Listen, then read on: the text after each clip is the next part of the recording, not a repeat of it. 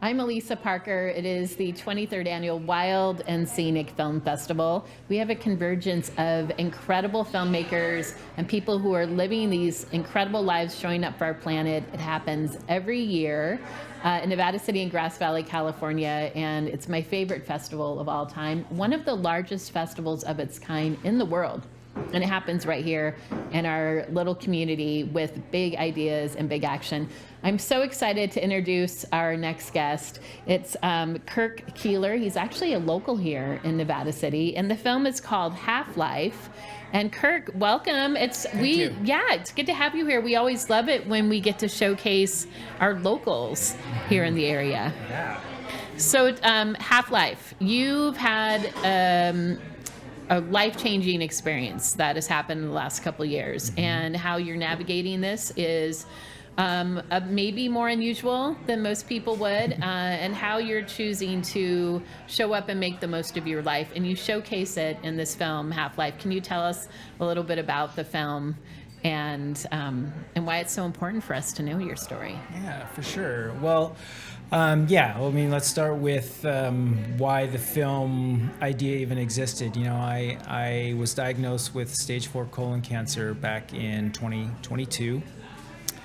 And like shortly after that diagnosis, I just went right into a lot of chemotherapy, which basically had me on the couch for most of that.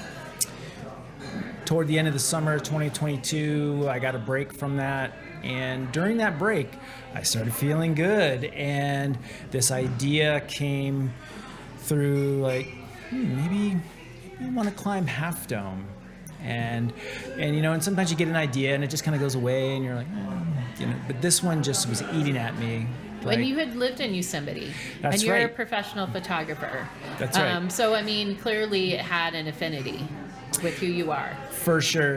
And when I lived and worked in Yosemite as a photographer, I would be photographing Half Dome in all sorts of situations, and I just looked at it a different way for all those years. So to have this idea to climb Half Dome, and then I actually, not only was it an idea just to climb it, but I wanted it for something bigger, something that just meant something more. And so I thought about cancer screening, and how for me, I got my diagnosis at age 52, and I had not gotten the proper screening at age 50, which was at that time the age to get screened. Now it's actually at 45 since I got cancer. So and then shocking. I'm sure you're just shocked. I mean, I'm 53. We talk about it. We're like, we got to get colonoscopies. It's time. Yeah. It's unreal, right? It probably just seems... It definitely was unreal. That's really what it felt like for a few months. I mean, I literally was in shock. And so just to have this goal for climbing Half Dome, for cancer screening awareness, to get this word out to folks our age, younger, to, hey, don't miss your screenings, is basically what I'm saying with this, right. So. Well, and what I also love about the film too, Kirk, is the community support that shows up for you, which is really important, because I think, first having the courage to first talk about your cancer, and second, to declare, this is what I want to do. And I think so often we don't necessarily talk about our biggest dreams or what that looks like. And then you do. And you have friends and community that show up and say, I want to make this happen for you. Can you tell us a little bit more about that and some of the key players in that? Yeah, absolutely. So I had this idea, and at about the same time, I was introduced to a woman named Jen Miramontes of this organization, Cancer Champions. And she kind of came on as my trainer. And my first time with her, I was telling, I've got this kind of crazy idea about climbing Half Dome. She's like, oh, all right. Well, you just put that out there. Let's get going with getting you on board for doing that. And then shortly after that, I'm like, well, I need a climbing partner for this. Free climbing takes 2 people on a rope. And so I thought of my good friend, Kevin Jorgensen, who is best known for being one of the first people to climb the Dawn Wall, along with, I'm trying to think, the other guy. I can't think of his name. But anyways, yeah, so I got him on board. He just was like, yeah, I'm on. Let's do this. And he had a friend who was a filmmaker, Corey Iverson, and everyone just got on board really quick for this. And that's how it all just kind of formulated. It's amazing. And were you a climber before? Good question. I used to climb a lot in my 20s and early 30s, and then I took a break. I was actually doing music full time for a couple of years. And when I got to Yosemite to live and work full time, I do some climbing here and there. So yeah, I've been on the road. So it was ambitious. It was ambitious. I love, there's one scene I think with Kevin and you're climbing and you're like, oh my God, it's really high. And then he's like, no, you just got to stand up. You just got to stand up. I mean, how is this experience now on summiting Half Dome? How is that now really impacting how you're showing up with this, especially with colon cancer? Like, what is that looking like now? Well, I think how it looks is you have to see the movie because there was some changes on the route that I took up Half Dome. But we took a little easier route for some reasons, and we did it. And Kevin very quickly was like, dude, that was too easy for you. We need to have a harder thing. So now we're at a next step, which is actually doing a climb on El Cap. This is another idea.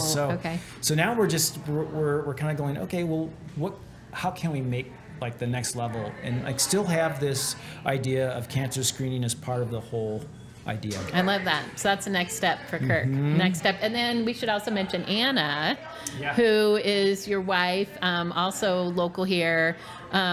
We were talking off camera just about falling in love and moving in during COVID. I mean, you also talk about in the film just your relationship and that, and how I guess it's also just about reminding us to be adaptable and flexible and show up in love in the best way we can. You never know.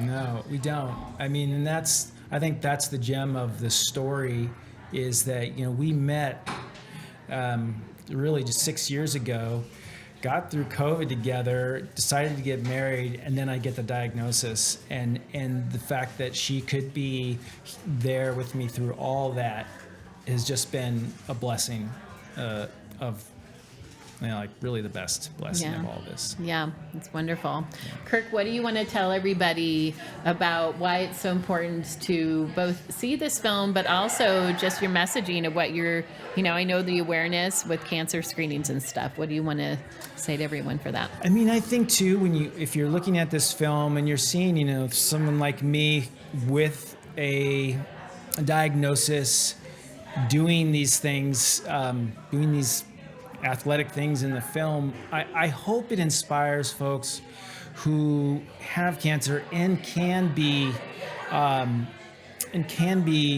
things and have ideas about maybe doing a marathon or just even a walk, a 5-mile walk. Just be active. I think that's the thing I can say for the cancer community is that I encourage folks in the cancer community who have a diagnosis, like, stay active. I think it's the best thing for yourself, not only for your body, but for your mindset. Yeah. Well, thank you so much. We appreciate you being here and showing up and living your best life and to share that via story in this film, Half-Life. When is it screening? It's screening this morning? Today. Screening today. Yeah, 2:00 at Oddfellows. Okay, great. Thank you so much, Kirk. Kirk Keeler, everyone, and it's Half-Life. Other inspiring stories like Kirk's, you can catch them here at Wild and Scenic Film Festival. It is where ideas and activism is inspired. So we hope you participate with us. Thank you, Kirk. Thank you. It was great.